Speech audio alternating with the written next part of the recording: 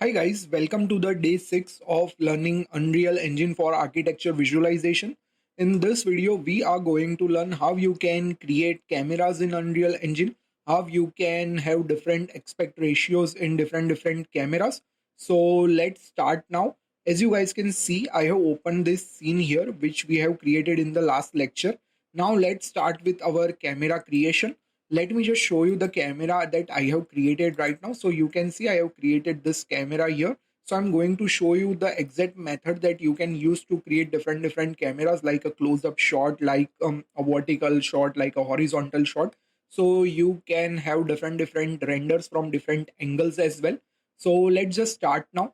I'm going to go out of my camera mode here, and let's just start with our first camera here, where we are going to showcase that how you can view from this straight angle till here. So let me just have a camera here, and I have some references from Pinterest that I am using to create that exact camera angle that I want. So let's just start now. Let's click on the create icon, and let's just go to our, where it is, yeah, let's just go to our cinematic, and let's just drag and drop the cine camera actor. As soon as you do it, you can see we are having this low angle camera. Let's just move it upwards here. Let's just do something like this, and now we need to rotate it 90 degrees. So let's just press the E key and make sure that your snapping is turned on, and let's just rotate it by 90-degree here. And you can see we have this view here. In order to see this view, what I prefer two views here. So let's just split it here to our four views. Now you can see, but I'm going to click here and do a two pane here. So now you can see we have this two pane views. Let's just click here and do the cine camera actor 2. You can see it here. And also I'm going to make sure that I am in a cinematic viewport, and again click on my cine camera actor 2, and now you can see we can see this. And here I'm going to switch this to lit and perspective here. So let's just do perspective, and now I can adjust my camera. You can see it's around here as well. So what we are going to do, we are going to move this backward here. I want this whole shot here.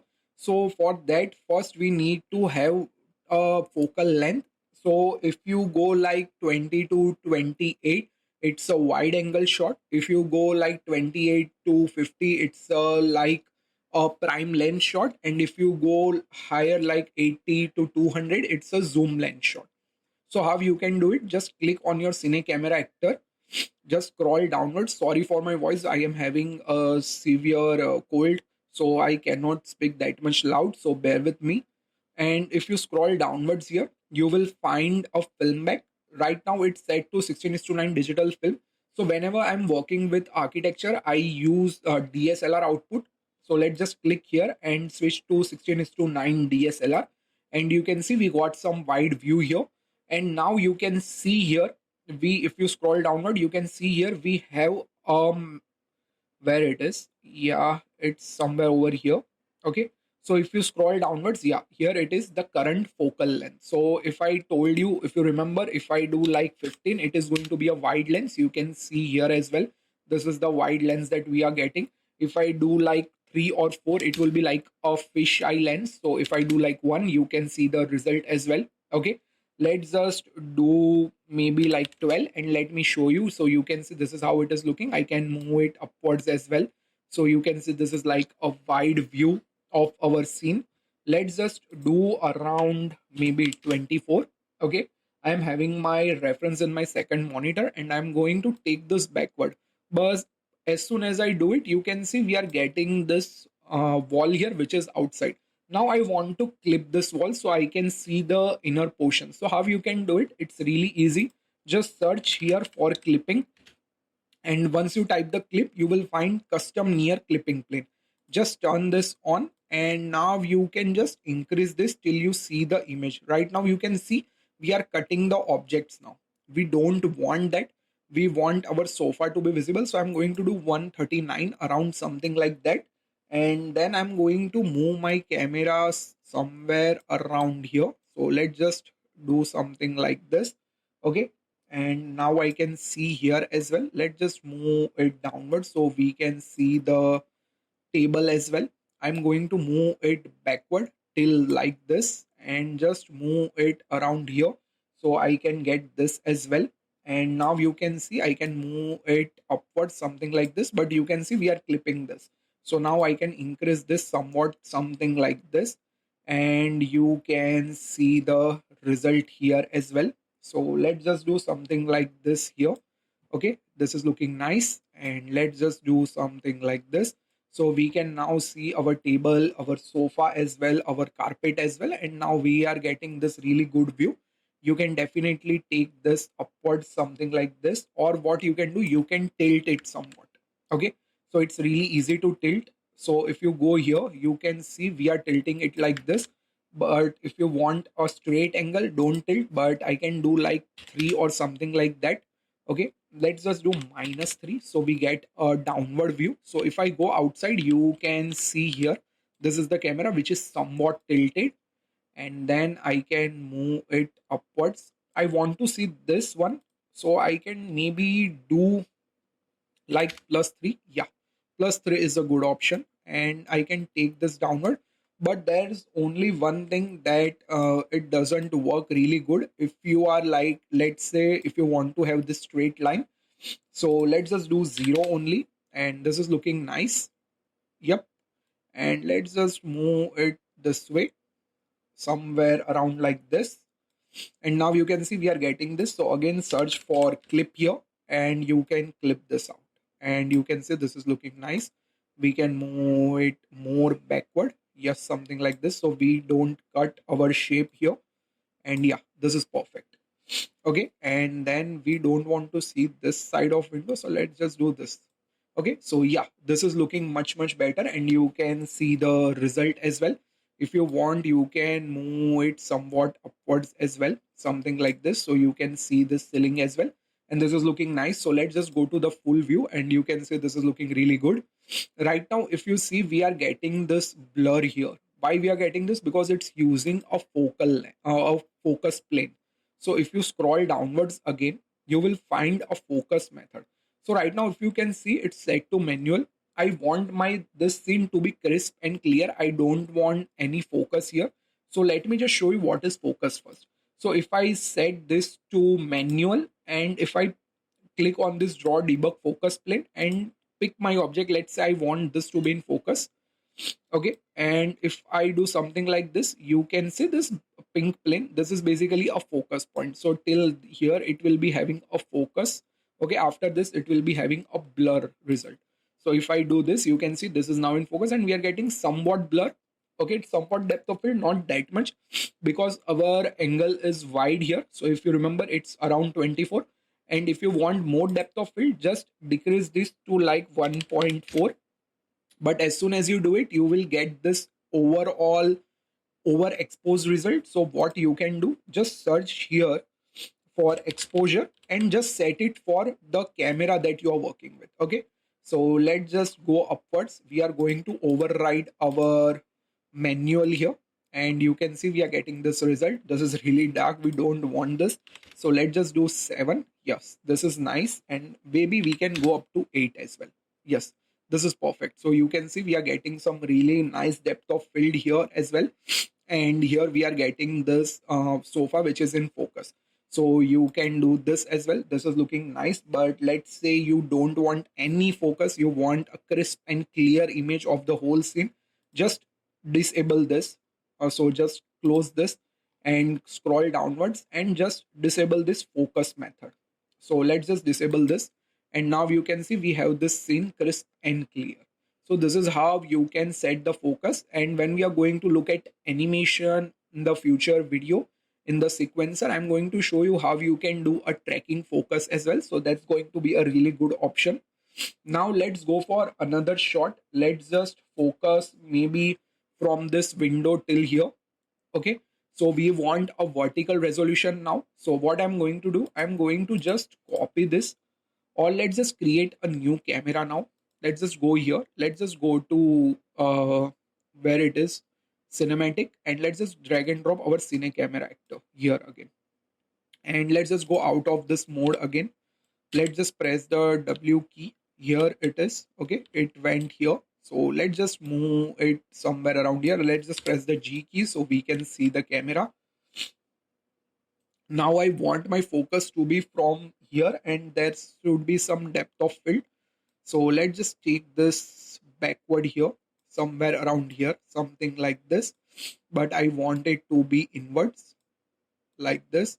And now you can see we are getting the depth of field. But what I want basically uh, to be this to be, let's say, a vertical. So what you can do, just switch this to DSLR first. You can see the result. Okay, let's just go out of the two modes here and let's just do here our cine camera actor 3. Now you can see this is how it is looking, and let's just go here as well. So you can see the result we are poking here, and let's just switch this. So it's 20.25 by 36. So let's just do 20.25 by 36, and you are going to get this vertical result. Now this is looking nice. Again, let's just play with our focal length. So let's just first do here 1.4, so we get that. And let's just adjust our exposure to 8, so we get all the shot exposure to be same. So let's just do our metering manual, and let's just do here around 8. Yeah, this is much better. I don't want actually any depth of field here. I want this to be crisp and clear. So we are going to work on that as well. But first, we are going to play with our focal length. So right now it's 35. Let's just do maybe 23. So you can get a wide view here. You can see this is how it is going to look. And let's just move it here so we can see the chair. I want maybe a more focal length, or maybe I'm going to take it outward. But you can see we are getting this glass here. So what I can do, I can try here clipping as well. But let's just check, because this is going to be somewhat difficult. Okay, yeah, this is nice actually. So I can now just see what I'm removing. I don't want to remove the whole stuff here. So this is looking nice, and I am getting this grid here. So I'm just going to disable the grid here as well. So I don't see it. Now I can move it somewhere around here. And let's just take this backward. Something like this. Yep, this is looking nice. I don't want to see the plant here. Okay, so let's just maybe move it downwards here, something like this. And let's just now clip this more. So let's just clip it here. So you can see the result. This is looking really good. Now let's just adjust our camera as well. So maybe like this, and you can see we are not getting that much. So this is looking nice actually. And we can move it upwards so we can get some light as well, like this. Yes, this is looking amazing. And you can see this is how you create a camera. Always have some references with you guys, so you can have some really good results here. And you can see right now this is out of focus and this is in focus. But what I want this to be in focus. So what you can do, again, you can do the same thing here. Just scroll downwards, do a manual, and pick this basically table, and sorry, this table. So let's just go again outside. Just select this, and let's just scroll downwards and pick this table here like this, and just play with the drop debug focus plane. So now you can see this is looking good. And let's just close this, and now you can see our focus is on the chair, and we are getting that depth of field really good. And let's just press the G key so we can see this is how it is looking. And this is going to look beautiful, guys, when we are going to use the path tracing for the final result. You can see the output. Yeah, we need to adjust our, what we say, exposure if you are going to use path tracing. I'm going to show you that as well. But you can see this is how beautiful it looks in path tracing. Let's just again go to lit here, and this is done. Now let's just move on to one more angle. Here you can see I have created a camera here as well. This is what I have created earlier on when I have created thumbnails for this. So you can see the result here as well, and here as well. That's great. I'm going to keep this. Maybe I'm going to delete this angle. So let's just go out on the perspective. Let's just search here for cine camera, and let's just delete this. Now let's just have a focus on maybe a depth of field shot, close up shot. So let's just create one more camera. I'm going to copy this camera only, this one, by pressing the Control D key. Let's just have a zoom shot. So in order to have a zoom shot, what you can do, you can have a really close up focal length. So instead of 24, let's just do 100 here, and you can see we are getting this close focus. This is looking nice actually, but I want to have that depth of field here.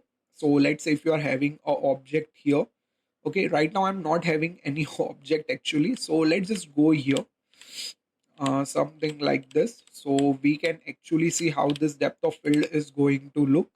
And here I'm going to enable our depth of field. So let's just go here, focus method, let's just do manual, and now you can see this is looking really good, but I want to focus here.